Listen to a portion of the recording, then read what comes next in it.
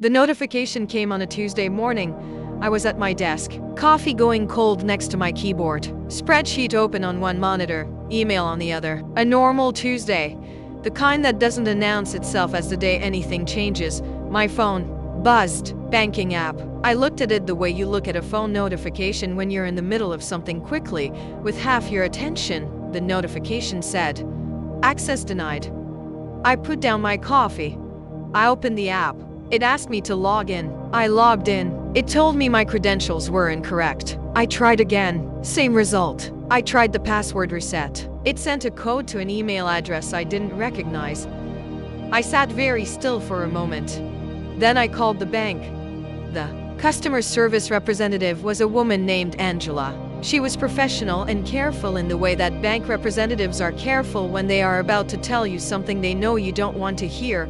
She asked me to verify my identity. I did. She pulled up the account. She was quiet for a moment that lasted slightly too long.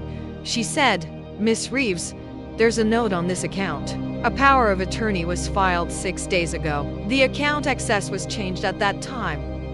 I said, "A power of attorney?" She said, "Yes." I said, "Filed by whom?" She said, "I'm not able to. The filing lists two individuals as joint attorneys, in fact, Robert and Patricia Reeves." I said, "Those are my parents."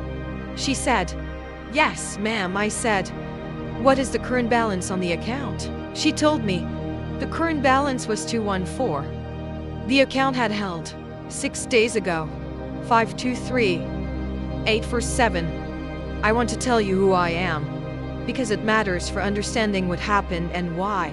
My name is Claire Reeves. I'm 31 years old. I work in financial analysis. I have worked in financial analysis since I graduated at 22, which means I have spent 9 years in a profession organized around the precise understanding of where money goes and why. I am telling you this because when my parents decided to steal from me, they made a choice about who they were stealing from.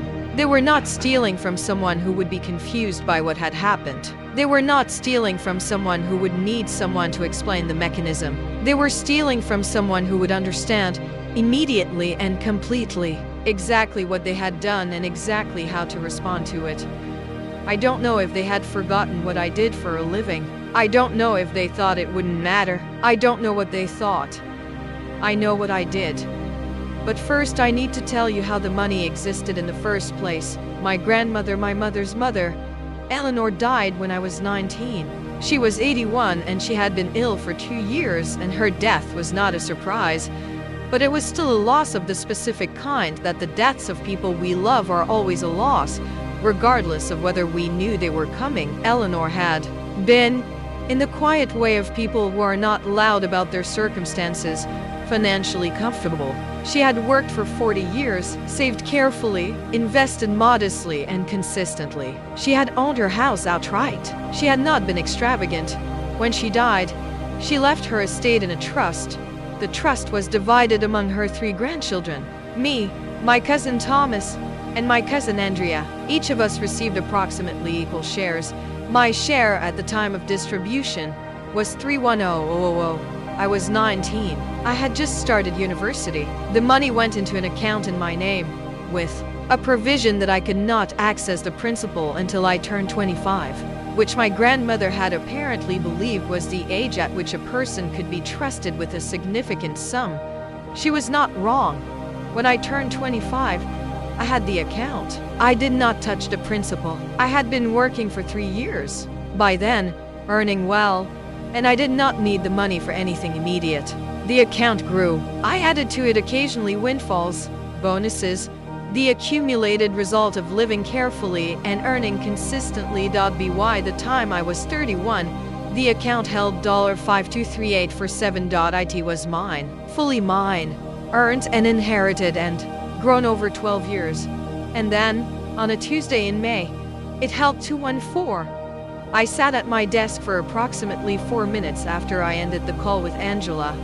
4 minutes is not a long time, but I want to describe what happened in those 4 minutes because it is not what you might expect. I did not panic. I did not cry. I did not call my parents. What I did was think.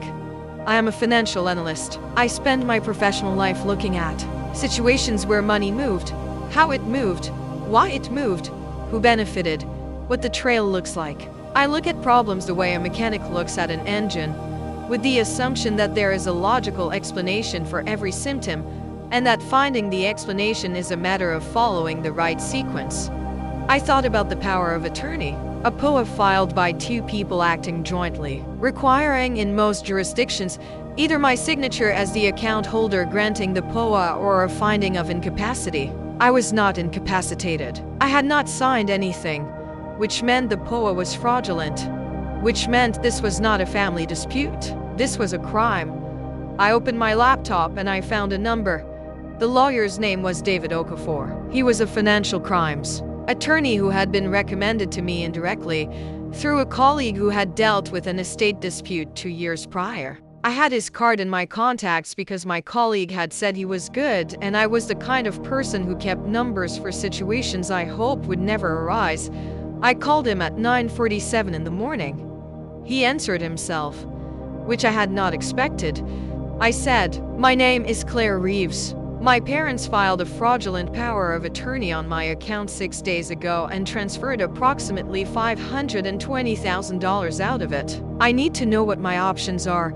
There was a brief pause. Then he said, "Tell me everything." I told him everything I knew, which at that point was limited to what Angela had told me: the POA, the account access change, the current balance. I did not know yet where the money had gone. I did not know the mechanics of how the POA had been filed.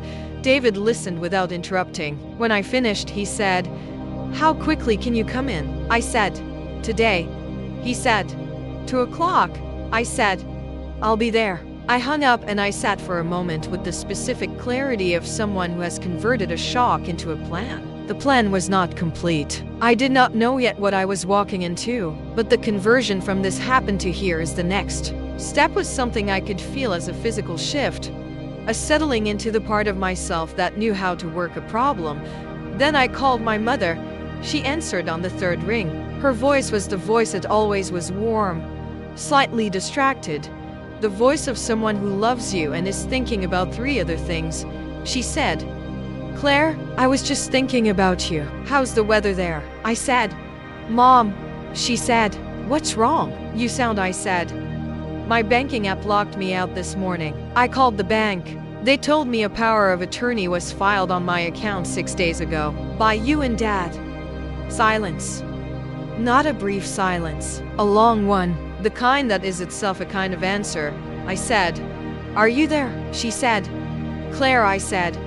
"Where is my money, Mom?" Another silence. She said, It's complicated. Your father and I have been dealing with some financial difficulties, and we thought we knew you had more than you needed." "And we thought," I said. "You thought what?" Her voice shifted, firmer, the shift from warm and caught to something more defended. She said, "We are your parents. We gave you everything. We spent our lives," I said. "Where is the money?" She said, "It's not gone. It's being used for," I said. "It was transferred out of my account without my knowledge or consent using a power of attorney I never signed. That is fraud, Mom. That is a crime." Silence again. She said, "You're not going to," I said. "I have an appointment with the lawyer at 2 o'clock. I hung up. My parents. I want to tell you about my parents, because they are not cartoon villains. They are people, complicated, flawed, real people who did something unambiguously wrong and who, in the months before they did it, had apparently constructed a justification that made sense to them. My father, Robert, is 63. He spent 30 years in sales. He was good at it. He was the kind of person who is genuinely likable and who can make almost anyone feel heard, which is the core skill of selling things. He retired at 60 early, because he had always planned to retire early and because he and my mother wanted to travel. What he had not fully accounted for was the specific financial weight of the life they had built, the house they had bought at the peak, the retirement plan that had been optimistic, the travel budget that had turned out to be larger than projected, the particular creep of expenses in a life organized around spending. By the time I was 30, my parents were, quietly and without telling me, in serious financial difficulty. I did not know this. If they had told me, I would have helped genuinely, without hesitation, because they were my parents and because I had the means and because the appropriate response to your parents being in trouble is to help, not to help yourself to their child's account. They did not tell me. Instead, they consulted a notary in another state, filed a power of attorney using documents I later learned had forged my signature, accessed my account, and transferred the money in 3 tranches over the course of a week. 523, 847, in 3 tranches. Gone. David Okafor's office was on the 14th floor of a building downtown, with a view of the river that I didn't look at because I was looking at him. He was 50 or so, with the specific quality of attention of someone who has spent decades listening to people describe situations that other people had put them in. He listened to everything I had to say. He asked questions specific, precise, the kind that told me he already knew most of the answers and was verifying. When I finished, he said, "The good news is the mechanism here is straightforward. A fraudulent POA is a crime. The money was transferred, but money that is transferred fraudulently is recoverable, in whole or in part, depending on where it went." I said, "Where did it go?" He said, "That's what we find out first. Do you have any idea?" I told him what my mother had said: financial difficulties, expenses, the vague implication of debts. He nodded like this confirmed something he had already suspected. He said, "Most cases like this, the money goes to mortgages, existing debts, or sometimes to accounts the parents have been parking money in anticipation of needing it. If it's in another account, it's recoverable. If they've spent it," he paused, "we deal with that when we know." He said, "I'm going to file an emergency motion to freeze any accounts we can identify. I'm going to contact the bank today, and I'm going to recommend you file a police report." I said, "Against my parents?" He said, "Against the individuals who committed fraud against you." Yes. I looked at him. He looked at me. I said, "Okay." My father called while I was in the parking garage after the meeting. I answered. He said, "Your mother told me you spoke." I said, "Yes." He said, "Claire, I need you to understand the situation we've been in. We have been dealing with it's been very difficult, and we didn't want to burden you. And we knew that money was sitting there." I said, "Dad," he said, "we're going to pay it back. Every dollar. We just need it." I said, "You forged my signature on a power of attorney document. You transferred my money without my consent. I have an attorney and I have filed a police report." A long silence. He said, "You filed a police report?" I said, "Yes." He said, "On your own parents?" I said, "On the people who committed fraud against me." He said, "Claire," his voice broke slightly, not with guilt, I thought, with the specific emotion of someone who had not anticipated consequences. "We are your family. We raised you. Everything I said, "Everything I have, you took." "Dad, I have to go." I got in my car. I sat there for a while. "I want to be honest with you about this moment, because I think it matters." I was not cold in that parking garage. The particular composure I had been maintaining, the analyst mode, the problem-solving mode, had a cost, and the cost was sitting in my chest in that car while the afternoon light came through the windshield. I was not cold. I was heartbroken.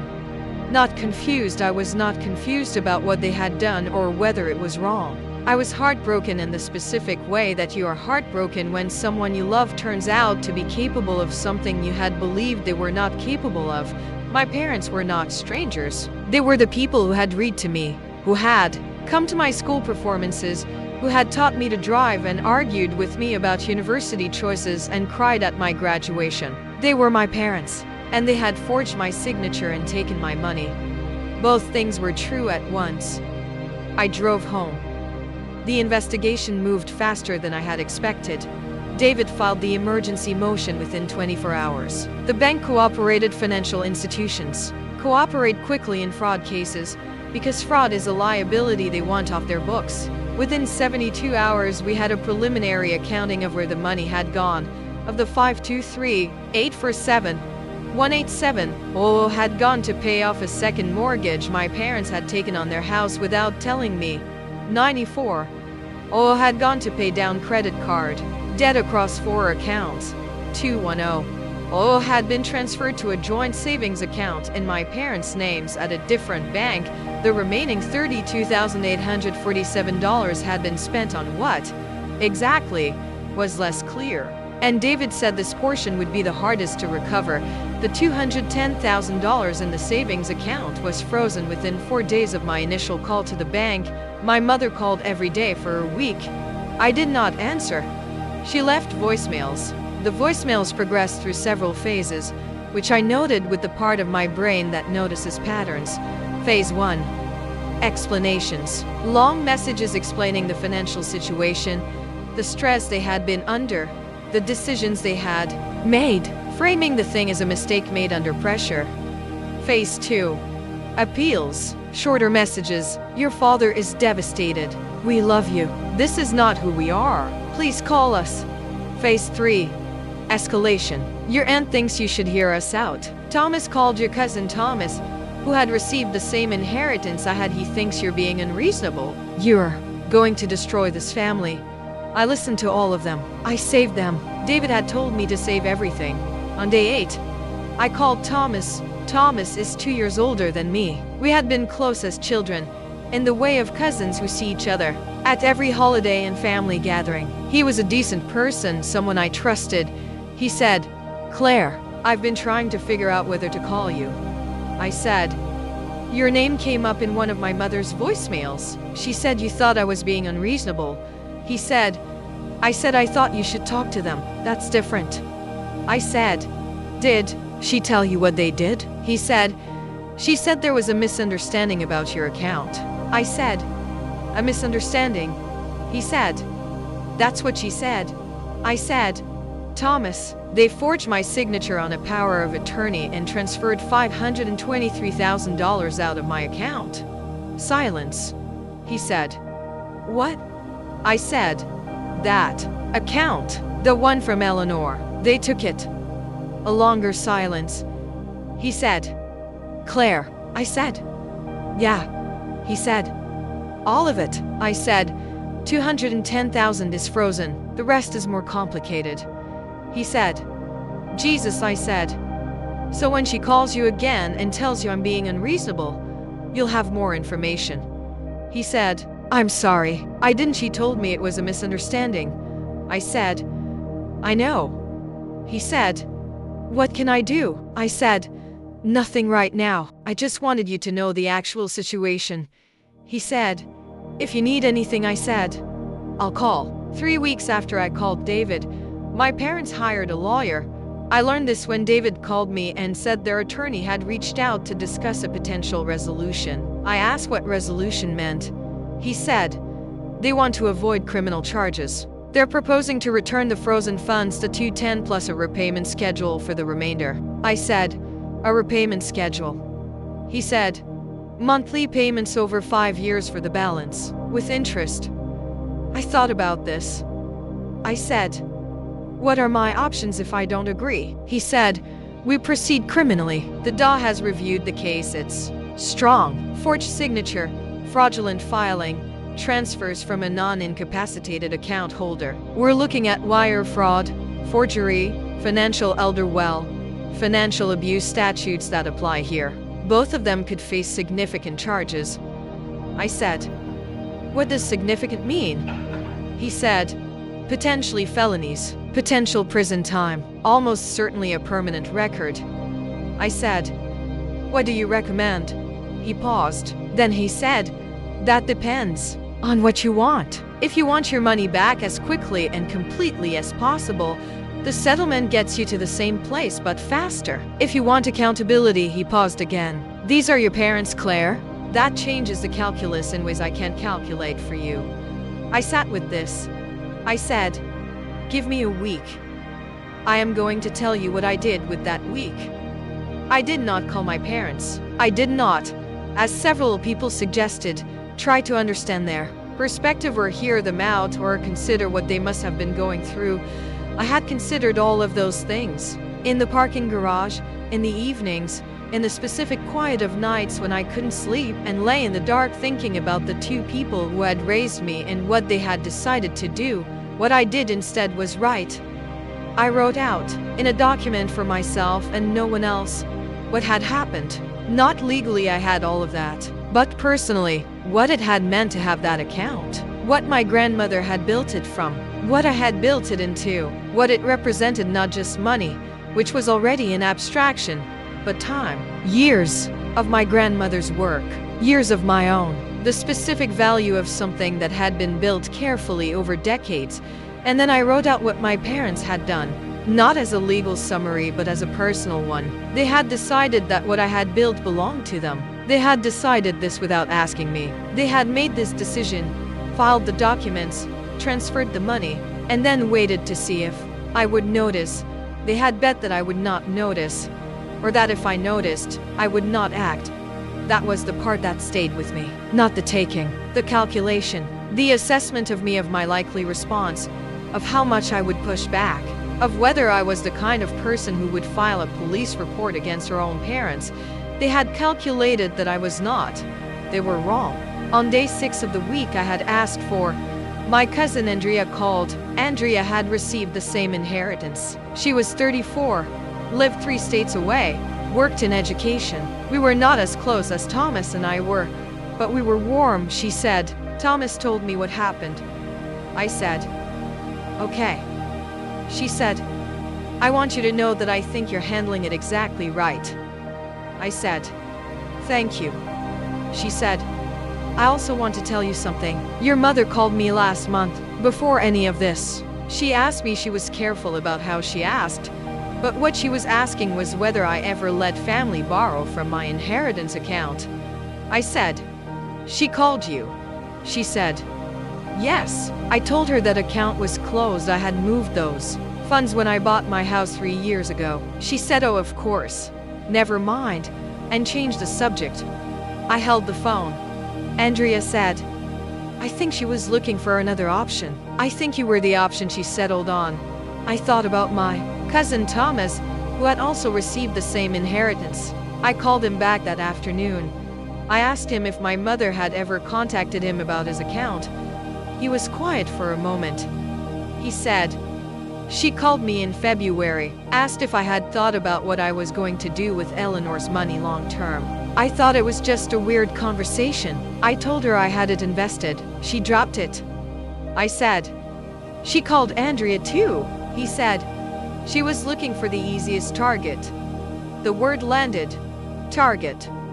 I said, yeah. On day 7. I called David. I said, I want to accept the settlement on the 210, and I want to proceed criminally on the forgery. He said, you want both? I said, they can return the frozen money. The forgery charge proceeds regardless. He said, that's unusual in a settlement negotiation. I said, I know, but the forgery is separate from the money. They committed a crime. The money being returned doesn't change that they committed it. He said, their attorney will push back. I said, their attorney can push back. David was quiet for a moment. Then he said, okay. What happened next took several months, which is how these things go.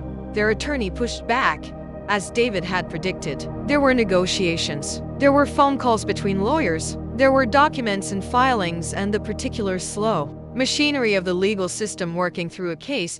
My parents called through all of it. My mother, more than my father. The voicemails had entered a new phase, quieter, shorter.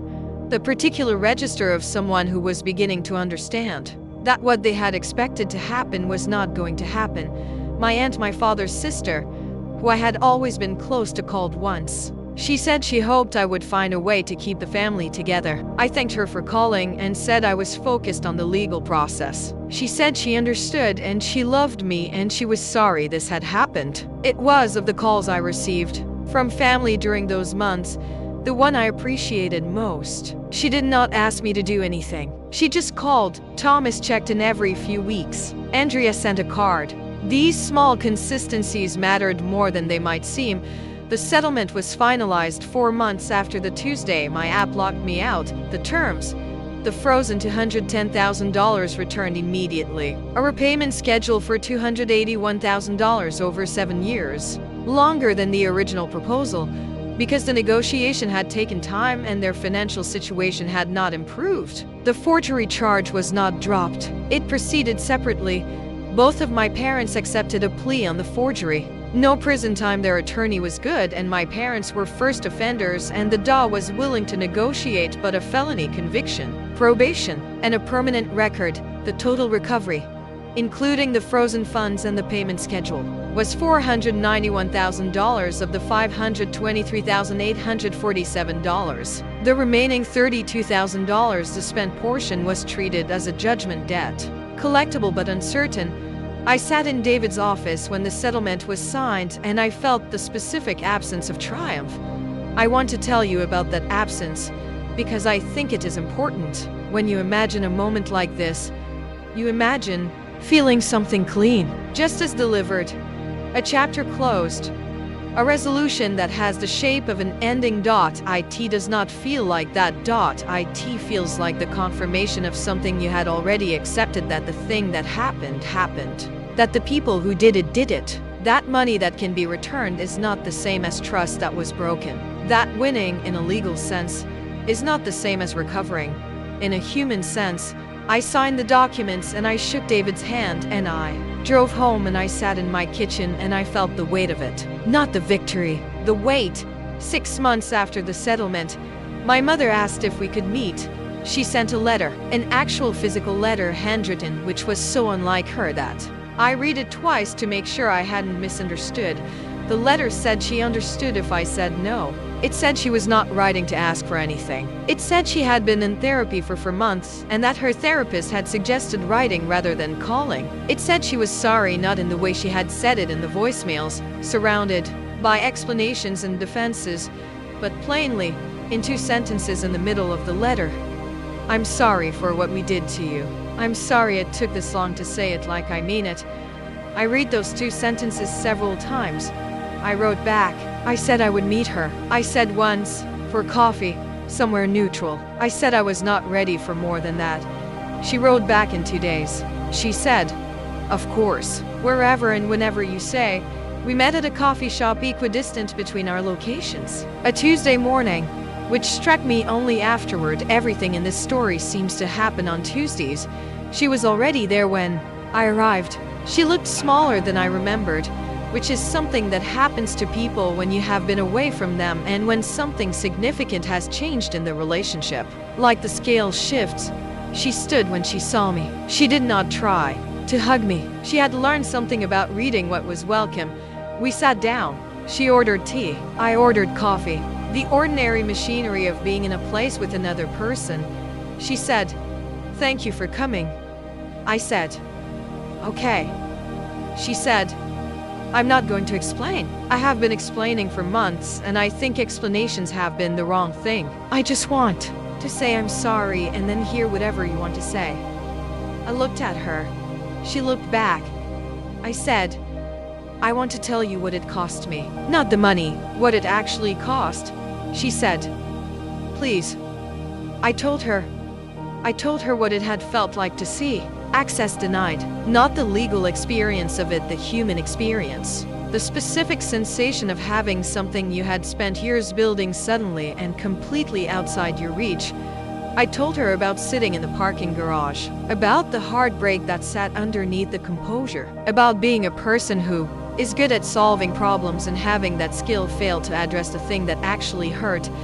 I told her what I had written in the document for myself and no one else. About Eleanor, about the years my grandmother had worked, about what it meant to receive something that someone had spent a life building and to have it taken by people who should have been its stewards. I told her about Andrea's call, about my mother calling both of my cousins first, looking for the easiest path, about the word Thomas had used, target. I said, you chose me because you thought I would be easiest, because you thought I wouldn't act. She didn't say anything. I said, of everything that happened, That is the part that has been hardest to sit with. Not that you needed money, not even that you took mine, but that you looked at me, your daughter, and you calculated that I was the least likely to fight back. She put her hands over her face. I waited. She lowered her hands. Her eyes were red. She said, "You're right." I said, "I know." She said, "I don't know how to explain what was happening in my head." I know that's not an excuse. I know. She stopped. We were desperate and we made a monstrous decision, and we told ourselves stories about it that let us do it. We told ourselves it would be temporary. We told ourselves you had more than you needed. We told ourselves. She stopped again. None of those stories were true. I said, "No." She said, "I miss you. I held this." I said, "I know." She said, Is there any way?" I said, "I don't know yet. I genuinely don't know." She nodded. She picked up her tea. We sat there for another hour. We talked about other things carefully. The small things that families talk about when the big things are too large to stay in for too long. She told me about the therapy. I told her about work. She asked about a friend of mine she had always liked. I asked about the house. When we left, she hugged me. I let her. I drove home and I sat with what had happened, and I tried to figure out what I felt. What I felt was, this is not over. And also, this is not nothing. Both things at once. I want to tell you something about money that I have been thinking about since all of this happened. Money is not just numbers. I know this is not a novel observation, but I think we sometimes treat it as separate from its meaning, as though the loss of money is just the loss of an abstraction, a number that decreases, which can be addressed by the number increasing again. The $210,000 came back. The repayment schedule is being honored so far. The number is increasing toward where it was. But what my parents took was not just the numbers. They took the object that my grandmother had spent a life building. They took the 12 years I had spent adding to it, carefully, with the specific discipline of someone who understood what it represented. They took the thing that sat in my financial life as a kind of security, not because I needed to spend it, but because knowing it was there was the knowledge that the floor existed, that no matter what happened, there was a floor. They took the floor. And even as the floor is rebuilt number by number, transfer by transfer, month by month, I am aware that I know something I didn't know before. That the floor can be taken. That the people who raised you are capable of taking it. That knowledge lives in a place where the money does not reach. My father and I have not met.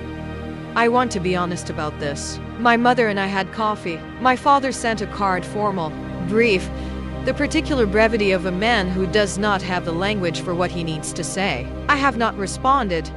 This is not a decision I have made permanently. It is where I am now. Some things require more time than others, and my father's particular calculation, the assessment that led him to file the documents, sign the forged papers, initiate the transfers, is something I have not yet found a way to sit across a table from. Maybe I will. Maybe the time will come. It hasn't come yet. David sent me a note 6 months after the settlement. He said he had referred 3 clients to my firm in the past year based on my professionalism during the case. He said it had been one of the cleaner cases he had handled. Not legally it was complicated, but in terms of what his client had wanted and the clarity with which she had pursued it. I thought about that word, clarity. I had been clear through all of it. I had been clear about what happened, about what I wanted, about what I was willing to accept and what I wasn't. I had been clear when I was heartbroken and when I was angry and when I was sitting across from my mother in a coffee shop holding things that didn't have names yet. I don't know if I was clear because I work in finance and clarity is a professional habit. I don't know if I was clear because of the specific person my grandmother had raised my mother to be, a woman who worked 40 years and saved carefully and left something behind, and whose granddaughter had inherited more than the money.